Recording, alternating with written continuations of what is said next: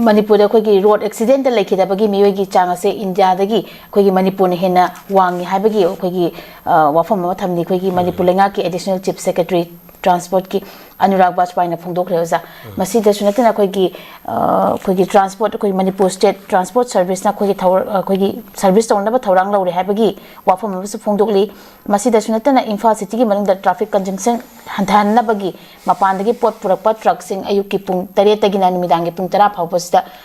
pung 10 phawba changwak pa thingkre habagi wafam jawreza sa matang jo jagi mote kamai thamini accident se ko yam nuai ta ba haiba tare ko amutang pokpa mi bagi ma poksi sai gi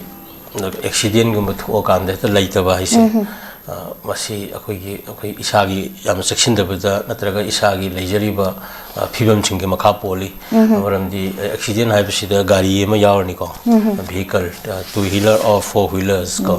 and then ahen bagari akana yawrani and then maduna thawda lambi leirani ko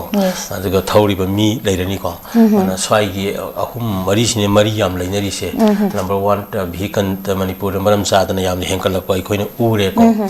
maram di car si hek tungdring gai ji ijat leitaba ko gari macha tra cycle ga aga thawba ga si yam ikai ba haiba tare ko dana even ai gi yana khada leibo office ka bo da car ma thawin thawdu ga nari ni dana aduna sigi car gi value kai se amna koista lerak ko aduna si masing henkalak pasina aduga traffic ka thok pasi ju ngasai gi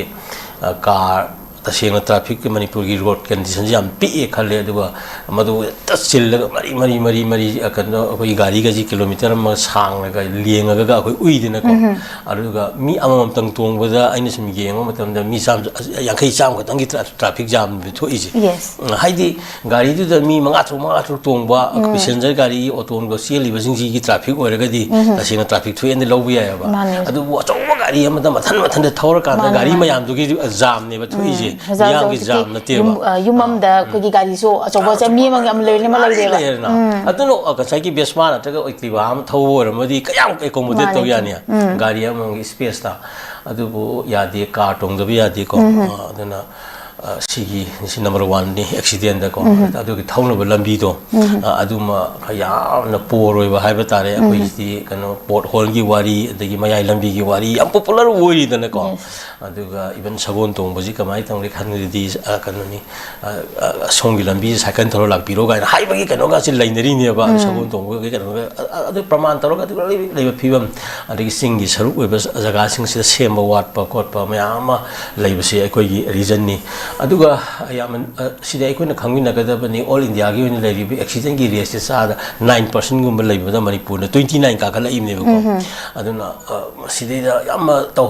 karu to to ba tare adagi traffic ki rule ga se akoi gi sakna hena maru oi na khan ba ngasai gi ka sam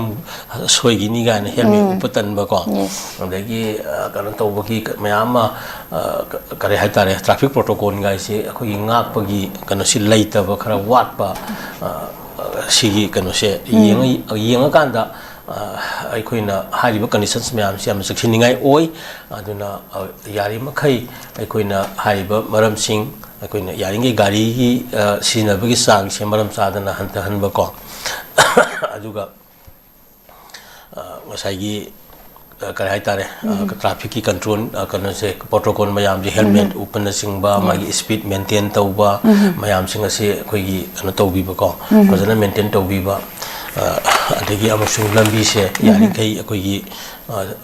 semba ya bajaga se ning thi chana mong ta na semba quality leina ko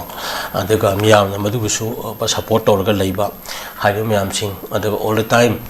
kanoni speed ai je always associated with the accident ko speed and accident je kanoni machine manaw ni ko